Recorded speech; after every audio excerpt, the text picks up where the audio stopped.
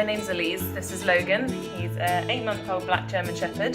So out walking Tuesday morning. Can you say hello, Logan? Good boy. This is Logan's first experience of snow.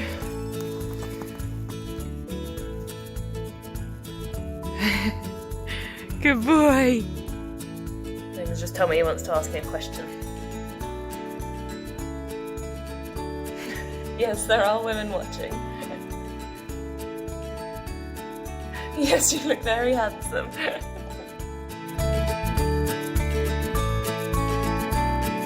I'm training him to detect changes in my blood sugars, so hopefully he'll be able to alert me before I have a hypo. Yes, I know you want to say hello. Hang on.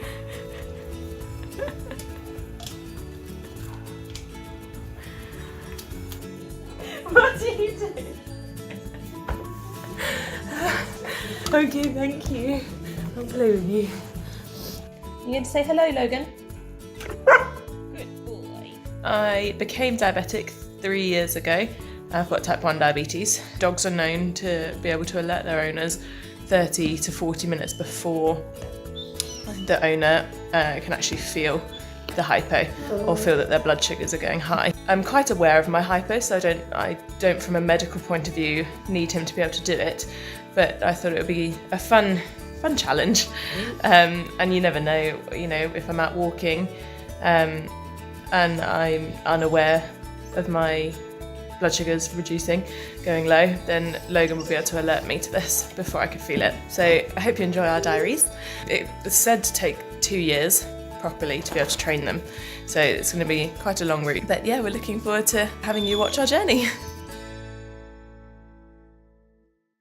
The first step to our training is teaching him how to bark, so how to speak on command. I've done a lot of kind of generic training right from the offset, literally from the first day that we got him, we taught him how to sit, and then from then on we've taught him, lie down, roll over, paw, wait, leave it. Teaching him to bark on command means that then I can then put later down the line of this hypo training, I'll put him smelling the hypo to him barking at me, so that I know that I need to then go and check my blood sugars when he's barking at me. Speak. Speak. We found it worked so fast when you just say his name and then you wait, because he's waiting for a command and he gets really frustrated, and then eventually he'll just bark at you because he's asking what you want him to do, and then you reward him and eventually put the word speak to it. We've also put a hand signal to it, like you would do for sit and pointing down for going down. We've put this to it so that he'll recognise the command as well. Speak. Quiet. Speak. Quiet. Speak. Quiet. Yes. It's said that it's actually easier to make them stop barking and be quiet if they know how to speak on command, because then you can teach them the word quiet as well. He is a very, very keen speaker, so anybody going past the door or a squirrel outside, anything, he wants to speak at it. So we found it really important to teach him the word quiet as well. Logan, speak. Good boy, quiet. Speak. Good boy, quiet. Speak. When we started training, every single thing that he did right, so if we told him to sit, we'd say yes, give him a treat, and then if we said paw, say yes, give him a treat. Whereas now you can do like a series of 5, 6, 7, 8 different tricks, and then say yes and give him a treat. Step 2 of this training is teaching Logan the word find it. It's kind of teaching him to use his nose and encouraging him to smell things, and that smelling is a really good thing. So what we've done is hide treats around the house, and then teaching the word like sit, wait, I'll go and hide something, and then that would go on to teaching him that smelling is a really good thing, and he gets rewarded for it. And then tell him, find it.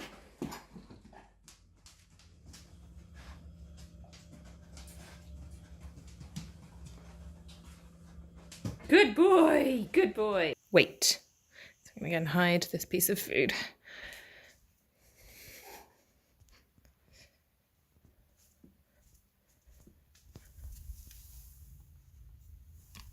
And then I'm going to bend down and pretend like I'm hiding it somewhere else, because he's far too clever for this. I'm going to pretend to hide it here as well.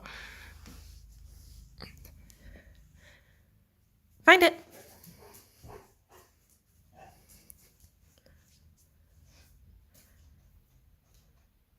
Definitely onto it. Good boy!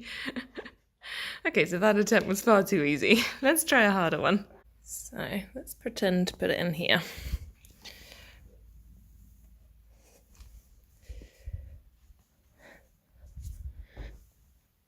And I'm going to pretend to put it by the radiator.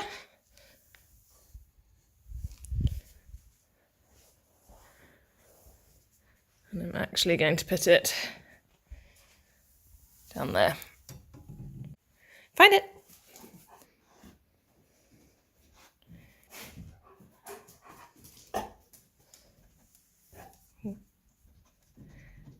Good boy, well done! He's now starting to really pick it up and learn to use his nose, so we're going to try and hide them in a bit harder places. Wait. Right, I'm going to actually hide it. I haven't done this yet, but high up. I've always done them on the floor, so I'm just going to bend down and pretend. Find it!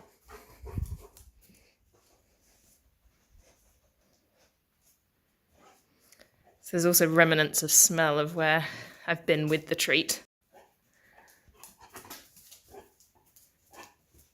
Oh, he got it! Good boy! Well done! Managed to find it when it was raised up on a chair quite easily, actually. I guess it's at head height, so it's probably a bit easier for him to find, if anything. So I'm going to keep on doing this. I'll start putting them in different places, so not just on the floor now, just to make it a bit more difficult for him and keep him interested in the game. He's learning really, really to use his nose, and you can tell, you can hear him sniffing everywhere, and he's so focused when he's trying to find something. So once Logan had learnt the find it, so learning that smelling things is good, I'm starting to bring in kind of different objects, teaching him to smell them and teaching him to put his nose into them. Smell. Yes, good boy. Smell. Yes, good boy. Hold on. Smell. Yes. Logan, smell. Yes, good. So if he, then he didn't do a full smell, he just kind of stuck his nose into it, then I just wait, and I wait for him to do the right action and for him to smell the bottom of the colander, and then I rewarded him. So now I'm going to start using the water jug, and that kind of teaches to put his nose really into something and get in there and smell it. So we'll see how that goes. Logan, smell. Yes, good. Good boy. Logan, smell. Yes, good boy, well done. Logan, smell.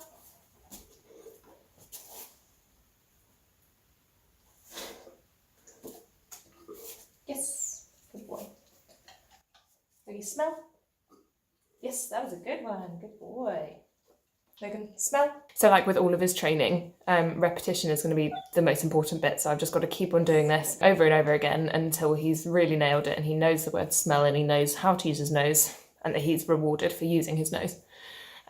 So from then I'll go on to the hardest step, bringing in the scent samples that I've been collecting, and hopefully he'll then be able to start learning the difference between my normal smell and the smell that you produce when you're having a hypo.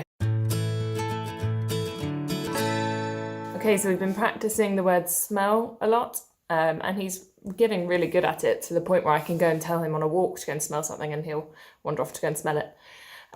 So I think he is ready for the final step, which is bringing in the scent samples.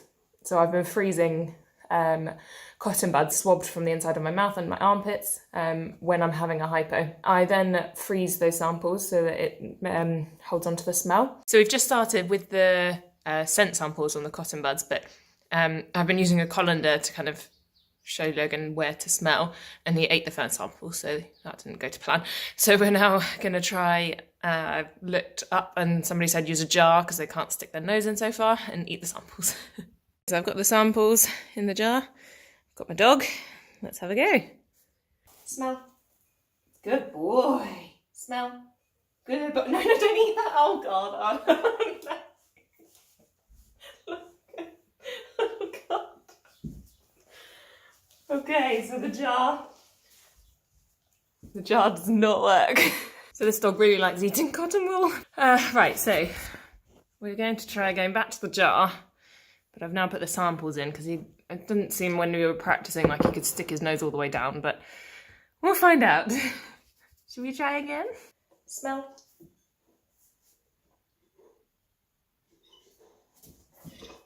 Yes, good. Good boy. Well done. Logan, smell.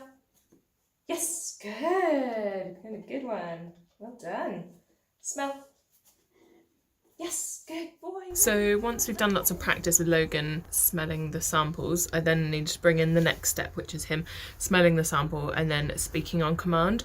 And that's obviously the important step because he needs to be able to alert me when he smells the hypo smell. Logan, speak. Good boy, yes. Very good. No. Yeah. Smell. Smell. Good. Speak. Good boy, yes. Very good. Well done. There you go. Sit. Smell. Speak. Yes, good boy, well done. I have changed from using him barking as the like marker that I'm having a hypo to him doing a boop, so touching me with his nose, because he likes to bark so much at various things. I don't want him to get confused, or me to get confused while he's barking. So I think it would just be like an easier command to realise that I'm about to have a hypo from using him touching. So I'll show you how we're doing that. Oh, yes. Good boy. Smell. Boop. Yes. Good boy. Well done. Smell. Good. Boop. Yes, very good. That's a good one.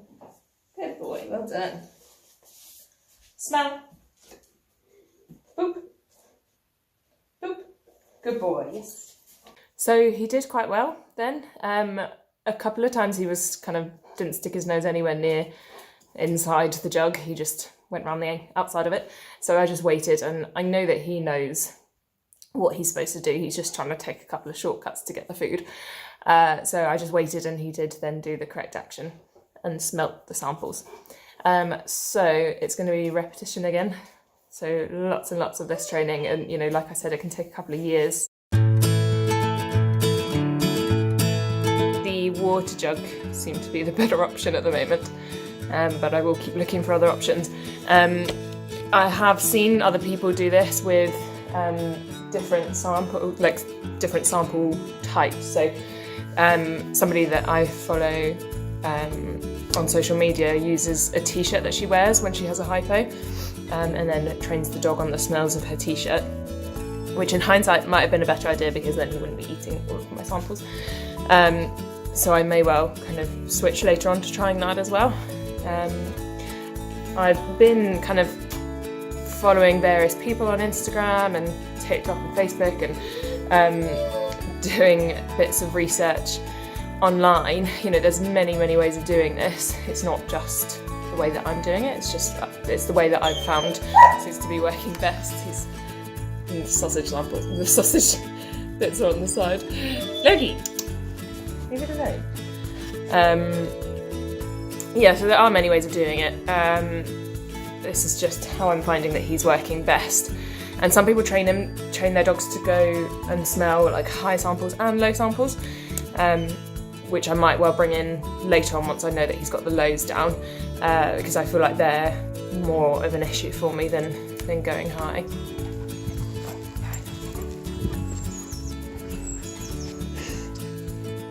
Being diagnosed with diabetes was obviously quite a shock, as I'm sure it is for anyone.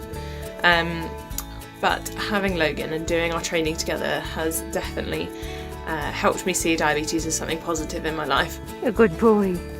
Working with Logan has been great fun. He's a very intelligent dog, so I'm looking forward to continuing our training together.